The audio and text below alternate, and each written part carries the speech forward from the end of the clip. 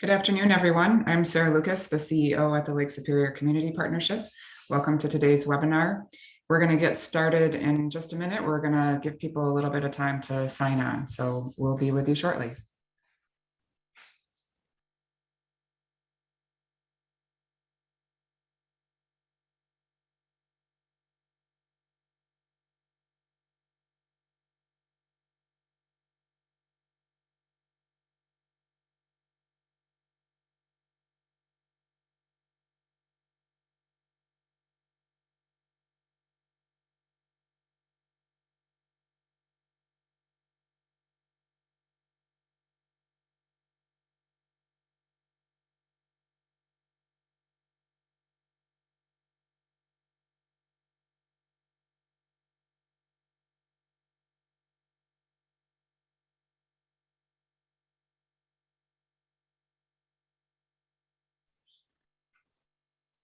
Hey, I think we've got most everybody that's planning to join us here today. But again, welcome to today's Lake Superior Community Partnership webinar on the Michigan Vaccination Plan and Workplace Safety Rules.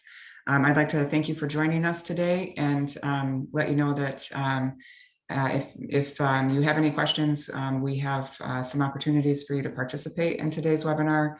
So I'll just go over a few items before we get started.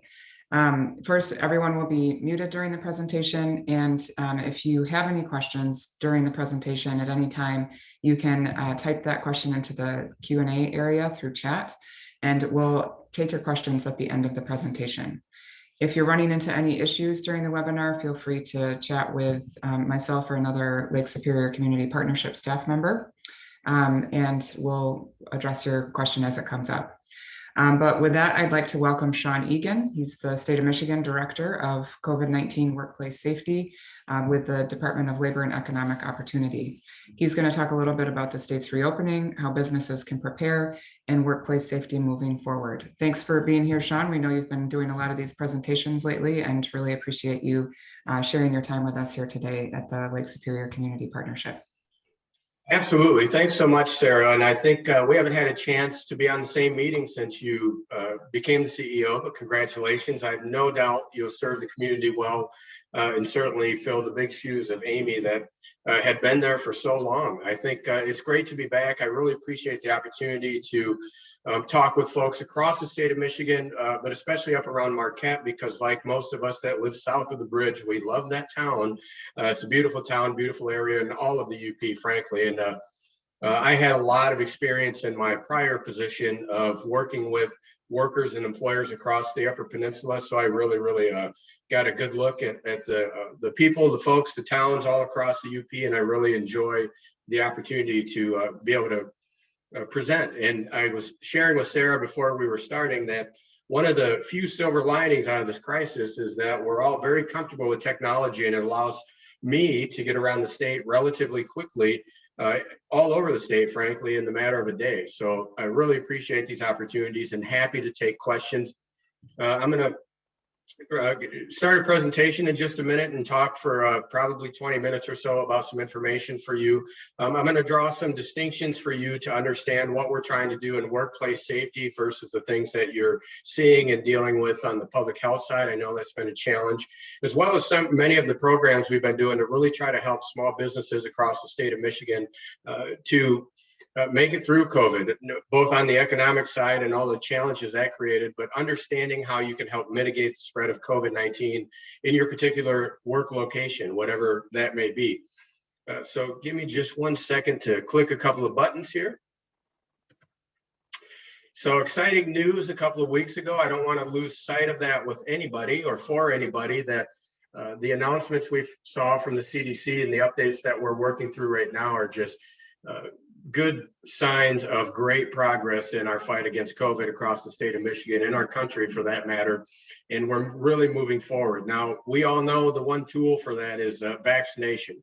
Vaccination is having the impact that we had hoped. It's proving as effective as we had hoped. And it's really what is leading to our numbers declining so rapidly. So if you hadn't taken the opportunity to make that happen yet, please get that scheduled and get that done as soon as you can, because that is the protective device. And the CDC answered a couple of questions we were waiting on in the workplace safety space as well. And that was, what is the probability that you'll still get the virus if you're exposed? And what is the probability that you could still spread the virus if you're vaccinated? And they basically said very low on getting it and extremely low on being able to spread it. So that really allowed us to be in a position to start relaxing a lot of the things that you've been managing for the past several months, well, frankly, a year, right? So for the last year, and start looking at our workplaces a little bit different because it changed the risk characteristics of your exposures.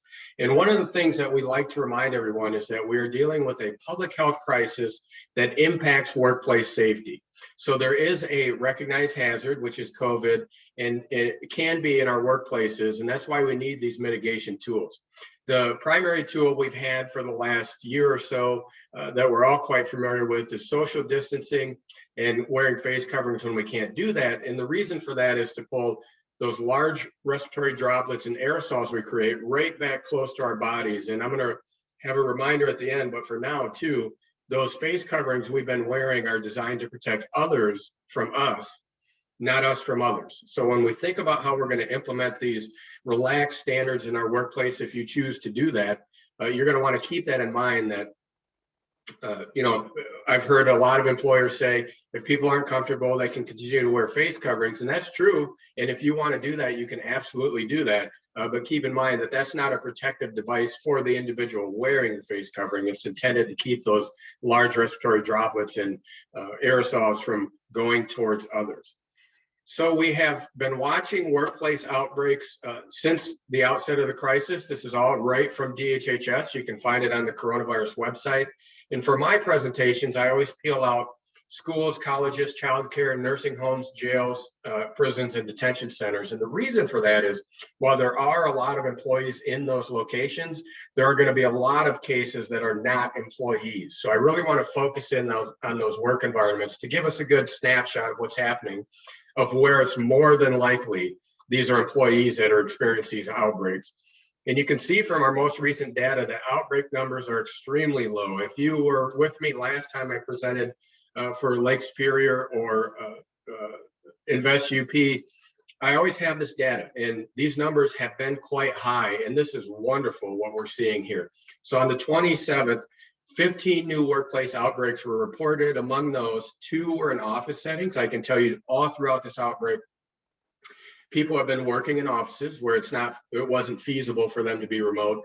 And we've been seeing 10, 12, 14, 16, just about every week. So 2 is wonderful. And manufacturing or construction has been one of our bigger numbers.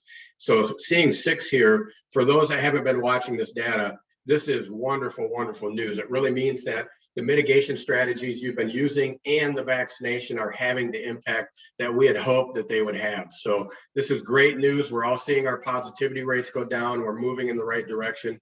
We're really in a good place. So we've seen a lot of news. When we originally set the concept of having this webinar up, we were going to talk about the Back to Normal challenge that the governor had laid out a few weeks ago. And within just the course of a few weeks, there's a huge shift because of the CDC updates and changes to the DHHS epidemic orders. But they're still tracking this data because it is important. We know that CDC relaxed standards for fully vaccinated. I'm going to talk about that in just a second. So this benchmark is only first dose, still providing some protective quality to our communities, but this is only first dose. So when you're looking at this dashboard and thinking about your workplace, I want you to understand that they may be different, but this is great news as well. So when I'm looking at workplaces, I want you as employers to understand your workplace. So we see that dashboard and we're close to 60%, but in our workplaces, we have some ways to go to get to that fully vaccinated space, which is where the CDC has identified relaxing of face coverings and social distancing can occur indoors. Outdoors is separate, and I'm going to cover that because I'm going to go through all the rule updates. But all I want to show you here is that when we look at Michigan's labor force, about 89% of workers range from 20 to 64 years old.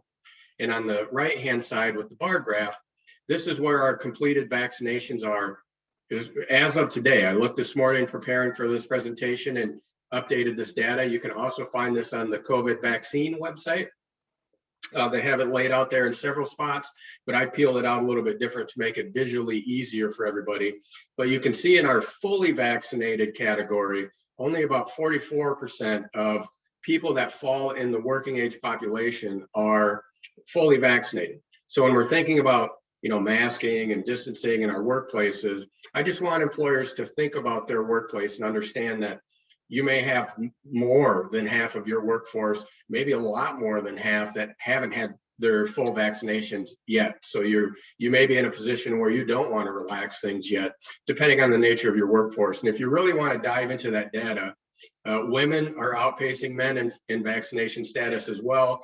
Depending on the age group, it can range from 5 to 7% difference, variation between the numbers fully vaccinated and those that are not yet fully vaccinated, depending on their gender. So just, there's not a requirement here. Just want employers to understand when you're thinking about how you're going to keep your workplace safe, because you still need to think about how you're going to mitigate COVID, and you're thinking about these relaxed standards, there might be a ways to go depending on the nature of your workplace.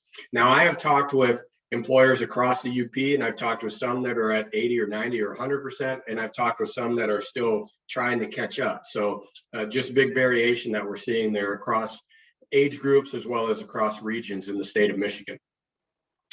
But we did some big updates on the 24th to the MIOSHA emergency rules. We were already working on updates because of the remote work rule. If you recall, when the Back to Normal Challenge was announced, once we hit 55% with that first dose, MIOSHA was going to loosen their prohibition on in-person work. So as I mentioned with outbreaks, people have been working in offices, but if there was a rule that if it was feasible to have them remote, you should do that. And many employers are continuing to do that. So with these updates, if you haven't had a chance to look at them, they're very significant. We took out all of the industry-specific requirements. So, it's down to about 3 pages once you get past the emergency declaration versus the several pages you had before. It's definitely less prescriptive and more performance-based. MIOSHA typically sets guardrails for employers kind of with a desired outcome. The desired outcome in this space is to prevent the transmission of COVID. You're going to have a lot of flexibility within those rules now to really figure out more of what works for your workplace. You were doing that before, but there were some very specific, you have to do X, Y, and Z. There are still some of those, but by and large, it's a much more performance-based model for you to work with. And there's still several what we would view as the primary mitigation strategies in these rules that I'll cover very quickly for you. Is you're still going to need that preparedness and response plan. You already have one. You're probably going to want to update to align with these new rules. If you don't have one, we've had a template preparedness and response plan posted on our COVID workplace safety website for the last year. That's been updated or being updated to reflect these changes in the rules. And you're still going to want to have those things in place. Engineering controls, I just do a quick explanation here, is those are things that don't require human decision making. So that would be something like those plastic barriers or HVAC or something that is going to help prevent transmission of COVID without me having to make a decision on how I do something about it. Administrative controls are the others that are like staggering shifts, spacing people out, all that kind of stuff that you're doing in your workplaces. So you're still going to need to have that plan in place. And that's an important tool to make sure that you and your employees kind of know what's supposed to be happening. You're still going to need that COVID coordinator, one or more, but there's no longer a requirement that they remain on site at all times. If you have several locations, you might want several, but that's at the discretion of the employer now and how they're going to manage that. Definitely, as I mentioned, update your policies or take a look at them at least. I'll make a note at the end, but you can always be better than MIOSHA. So MIOSHA is going to set the minimum standard for you. Your plan right now likely has things that are no longer required in these rules. If you just want to leave it, you can do that. And that's fine. You're going to continue to mandate face coverings as required, and I'll cover that in just a second. Continue the training, and then we're going to continue with the health screenings for now. for both vaccinated and non-vaccinated individuals, and I'll explain that. But we updated to align with CDC as well. So we had cleaning rules in there. Now it just says in accordance with the CDC, and right now CDC recommends focusing on just high-touch surfaces. So certain establishments, you think about that keypad or something where a lot of different people are touching it.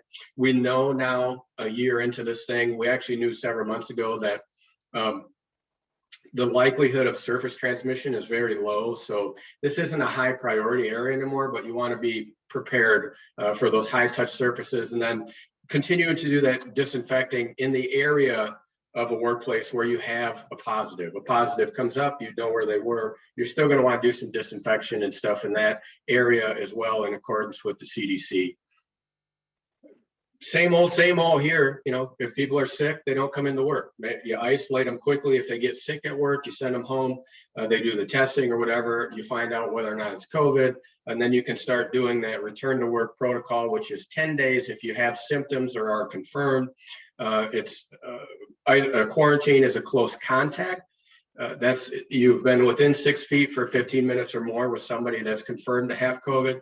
They have to quarantine for 14 days. Quick note though, vaccinated people do not need to quarantine if they had a close contact. So that's another advantage of making sure that we get that vaccination. So those things remain the same, and they make sense. We understand that. We don't want to transmit it in our workplace. Keeping it out of our workplace is the best prevention tool that you have, and that's how we try to manage that with health screenings. Training is going to continue. Certainly one of the things that we added here, want you to be aware of, is that we want you to include information about the available vaccines. And that can be as simple as downloading the flyer from DHHS, you know, sticking it in the training protocol or something like that. You don't have to be pushy. You don't have to be out there. I've talked with a lot of employers that are helping their employees schedule. They're helping them find information, and they're doing a lot of different things. They're setting goals. You don't have to do that, but we do want you to at least have the information there, because as I mentioned at the outset, like, that is the tool to make our workplaces safe and make our community safe. And as many people that can get it should get it. We know there is reluctance. We know there is a group that more than likely will not get vaccinated, but you can definitely help push people that are on the fence over the fence without being pushy, right? Just by providing information and giving them the opportunity to learn more. So getting into the meat of the changes from the CDC and in the rules that I think everybody's interested in, is the rules allow you to relax social distancing and face covering standards for fully vaccinated individuals. So this is going to be a challenge in many workplaces. So you're going to want to think about how you manage this. As I mentioned, you can continue to do everything that you're doing now, or you can start implementing these tools. But those that are not vaccinated need to continue to maintain 6 feet of social distance from one another to the maximum extent feasible. Feasible is kind of a fuzzy word for folks, but you know, if your workplace is a certain amount of square feet and that's just not going to happen and allow you to keep production or whatever it is you do, it's okay if they're not 6 feet or more from each other, but you should be trying to do that to the maximum extent feasible, except for fully vaccinated persons. So there's a little exception there.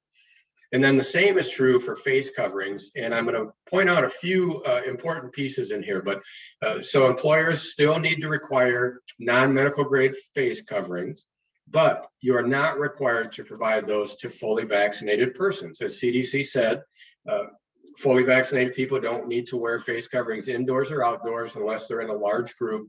That's not likely to occur in our workplaces, either indoors or outdoors, but you're not going to be required to provide those. You probably want to, maybe you already have a bunch, that's fine, but you're not going to be required to do that. And then anyone that is not vaccinated needs to wear that face covering when they cannot consistently maintain that 6 feet of separation, again, except for fully vaccinated persons. And then just a quick note here, that's indoors. So outdoors, CDC, DHHS have said, unless you're in a large group of people, again, that's not likely to occur in our workplaces.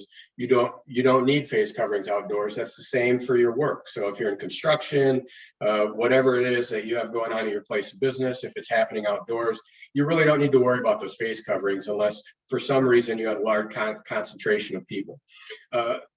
Indoors is where you're going to want to focus on this. So non-vaccinated continue to wear those when they can't maintain that 6 feet. fully vaccinated do not need to. And then the note for certain types of establishments or locations currently anyway, in healthcare settings where patients may be present, airplane travel, public transportation, everybody's wearing a face covering regardless of vaccination status. And some obvious reasons for that. Typically, public transportation, airplanes are quite tight. It's hard to tell who's vaccinated, who's not. It's more open to the public. And then in healthcare settings, patients are coming in there to be treated, and more than likely, if COVID comes into the workplace, that's where it's going to come from. So just a couple of important pieces there. And then the big question is, how do you implement this? So you can choose to implement these relaxed standards for fully vaccinated individuals, but you need an effective program to do that. And we don't have a specific, you have to do X or Y. I know I get asked a lot, do we have to ask? Do we have to photocopy cards? I can tell you most employers I talk with are asking. They're either adding it to their daily health screening form or app if they're using one, or they're frankly just asking. And you don't have to get copies of cards or anything else. If you're asking and they say yes, that's fine. If they say no, that's fine. If they say I'm not telling you, you're going to treat that as a no. And they're going to have to do the masking and social distancing and that kind of stuff. In the work area itself, we don't expect employers to be walking around all the time going, Sean, put your mask back on, having signs there. But the effectiveness of your program means that you can correct the behavior. As an employer, you have the duty to create that safe work environment, which means holding your employees accountable and making sure that you correct issues that are brought to your attention that may create an unsafe work environment.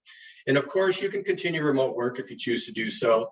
And then as I mentioned several times, you can require face coverings and social distancing for everybody, regardless of vaccination status. You don't have to implement these relaxed standards, and you can continue to do that. One of the questions I get often too is, can I do that for customers if you're open to the public? Absolutely. As an employer, as an owner, you can do that for your place of business if you choose to do that. But again, you can use these relaxed rules too if you choose to do that. So it, as I mentioned, creates more guardrails and allows a little more flexibility in between. So we started updating the rules primarily to relax the remote work piece. Just a reminder here that remote work continues to be a mitigation strategy recommended by OSHA, the federal OSHA, and the CDC. So not a requirement that you do anything with that, but just keep in mind that it is recommended because it does help avoid congregation. So it might be a tool that you'd want to use. And if you're looking at some of those things on either bringing people back into office work, and we recognize that most people have been working in person.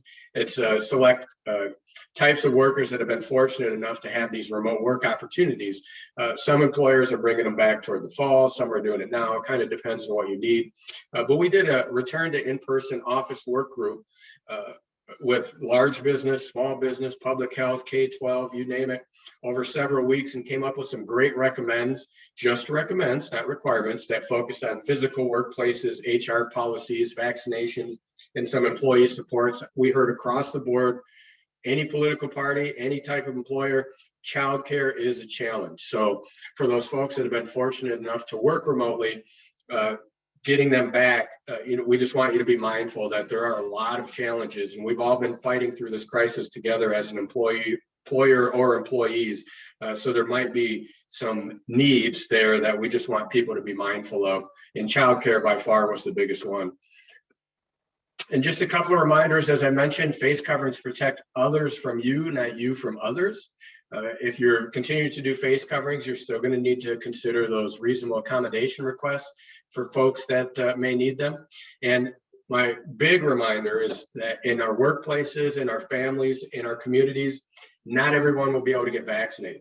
I know we've all heard from folks that their doctor or medical provider, for whatever reason, has said, whatever underlying condition or situation they may be in, they should not get vaccinated because it may be a risk to them. So those folks are going to be there, and you're going to want to be thinking about how you manage that in your workplace as well. And then again, MyOSHA sets the minimum standards. If you want a plan that's much stronger than this, some employers are talking about having these types of plans for flu season or something like that, just to kind of help mitigate that. I know we all loved last fall and winter when we really didn't have much flu going around because we weren't congregating as much, or if we were wearing face coverings. Very effective tools to mitigate flu and colds and everything else in the workplace. So you can have those types of things. You can go above and beyond these standards and do what you think is right for your place of business and your place of work. It's been a long year for us. We've been working hard. We have a COVID workplace safety website where we put everything related to COVID workplace safety, posters, signs, template plans, you name it, FAQs. We've been putting it all there. Certainly we're revamping it right now because these are big updates. We've done 5 state emphasis programs. We've done an ambassador program. I'm going to touch on just a little bit more. We've done about $6.5 million in safety grants for PPE and other needs in workplaces across the state of Michigan. And the MyOSHA team set up a hotline last May, 855-SAFE-C19, for employers and employees to answer any questions related to COVID workplace safety. Average wait time to get in there throughout the year has been 30 seconds. So definitely take advantage of that tool as you're trying to update, implement, whatever it is you need related to COVID workplace safety. That's what they're there for. So we've had an ambassador program. This is a very cool thing. We launched it last October. MyOSHA launched it, and then we partnered with NSF International. So if anybody is on that's in the food business, they know who NSF International is. They're like the largest health, largely in restaurants, food, and that kind of stuff, but they're a huge public health organization across the world. We've hired a bunch of consultants. We've done about 4,000 free consultations to employers with 250 or fewer employees across the state of Michigan, focusing in on restaurants, bars, retail, gyms, you name it. We've had 2 types of visits. Tier 1, we call it's about a 20-30 minute pop-in. They'll meet up with the manager, owner. It's not enforcement focused at all. This is a consultation. They have a checklist. They run through X, Y, and Z. They help the employer if they need it, and then they're gone. And then we have a tier 2, which is scheduled. That takes about 2 to 3 hours. And if you successfully complete that, you get this window decal recognizing your participation. And our goal there was twofold. One is to give employers the tools they need to create that safe workplace, but also start giving customers the confidence they need to come back in. I think we're seeing some loosening of that now. When we launched this program at the time, as you can imagine, as case counts were going up and down, a lot of people very reluctant to go indoors. And I think now that we're hitting summer and all the outdoors and our case counts are going down, people are getting more comfortable, but we're going to continue running this program for the next month or so. So make sure you take advantage if you can. And we did work very hard to align our targets, our visits, with the percentage of businesses. So for example, when you look at just businesses in Michigan, the UP accounts for 3% of those. We actually have hit 7% of our total visits up there, about 237 across the UP on the tier 1 side. Since last October, got a great consultant up there that's working hard. And if they pop in, encourage them to come in. They're not there for enforcement or anything else. They're just there to help you out and try to point out things you might be able to do and highlight things you're doing well. And never forget about that hotline at 855-SAFE-C19. I can't emphasize it enough. It's just been a great tool. And if they cannot answer your question, they will get you over to the consultation team at MyOSHA. Another great resource for you always to help you get through anything that you need dealing with COVID workplace safety.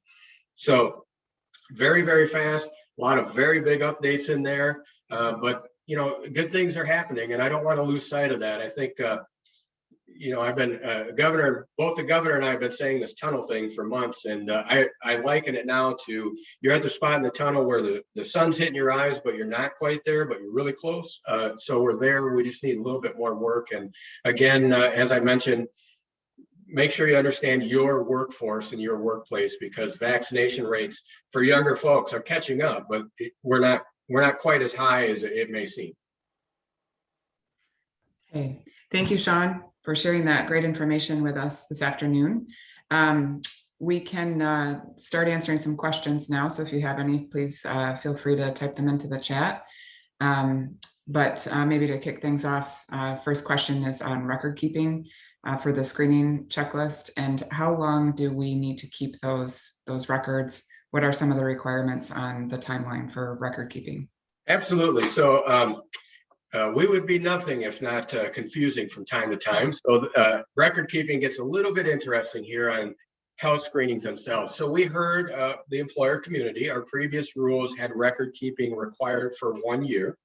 We've shortened that to 6 months within these emergency rules. And while you do have to do daily health screenings for every employee, MIOSHA is not going to ask for the records for vaccinated employees. And let me explain why. One of the things we heard from employers is that, everybody understands record keeping for training and everything else. You're not adding a new document every single day. With health screening, you are. And you're ending up, especially if you're using physical forms, with these piles and piles and piles of health screening forms, and it gets very difficult to manage. So what CDC did not update or loosen health screening for vaccinated individuals, because we still want to identify and eliminate that hazard from the workplace if those folks are having symptoms, all that kind of stuff. But record keeping is typically an investigatory function with MIOSHA. They're not going to ask you for records on fully vaccinated individuals. And while that is confusing, it sort of makes sense to us, but we're the regulators, right? I know it's confusing, but we were trying to make that easier. And then to your original question, Sarah, it's 6 months now. Okay, thank you. We've talked a lot about employees and mask mandates. Can you require customers to wear masks? Yeah, it's not within the rules or anything like that. But yes, employers are free to do that. And many employers that I've talked with are intending to do that, just continue with their employees wearing face coverings and social distancing, as well as requiring customers to wear face coverings, because when you look at our overall vaccinated status, the graph I showed you that showed, 28, 29% of 20 to 29-year-olds, that doesn't differentiate by work, right? So these aren't just necessarily people at work. So depending on your type of establishment, you're and who's coming in, you could have very, very low vaccinated status of patrons coming in, but nobody's wearing a face covering, and you're gonna have to, you're gonna want to think about that. But certainly you can do that, but you're free to make those types of decisions. Okay, thank you. The end of the order, is that still October 14th, or have there been changes to that? No, it is still October 14th at this time. I think as quickly as we sort of, this crisis hit us like, here you go. And we were in it pretty quick, and we were moving pretty fast. We're going to come out of it fast too, as long as current trends continue. So while we did keep the October 14th in place, I would anticipate over the next few weeks, couple of months, that you're going to continue to see updates and changes in those rules. So, that is the date for now, but stay tuned. Okay, thank you. You talked a little bit about the ambassadors program, and what's the best way for a business to access that or take advantage of that? Absolutely. So we have our michigan.gov COVID workplace safety website. Right in the center of that, there's some nice videos that talk about what the ambassador program is, as well as a link to request a tier 2 visit. That's the longer visit. For the tier 1s, that's just to pop in, and frankly, we just got a list of businesses in certain industries, and they just start going out. So you'd want to request a tier 2. We also expanded that to childcare, to try, same reason, to try to help parents feel confident about using those locations, and certain types of office environments. So don't feel like you have to fit a certain mold to participate. And if for some reason you're sort of outside of the scope of that particular program, they send those back over to our MIOSHA consultation team, which is also a free consultation service to help employers. Okay, thank you.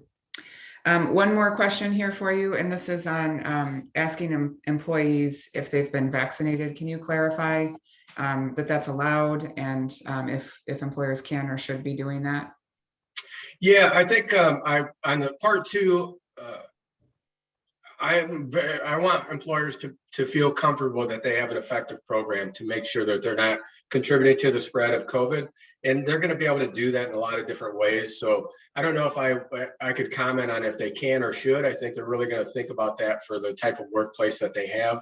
One of the examples I used, Sarah, is if you think about a small nonprofit, 5 or 6 people that work in there. You all talk to each other. You all know. I mean, if you already know, does it make sense for you to go around to ask everybody, right? And maybe an effective program for you looks different than an employer that has 20, 30, 100 people coming in and out and it just doesn't know. So you're going to want to think about it that way. I think the EEOC has answered this question on whether or not you can ask.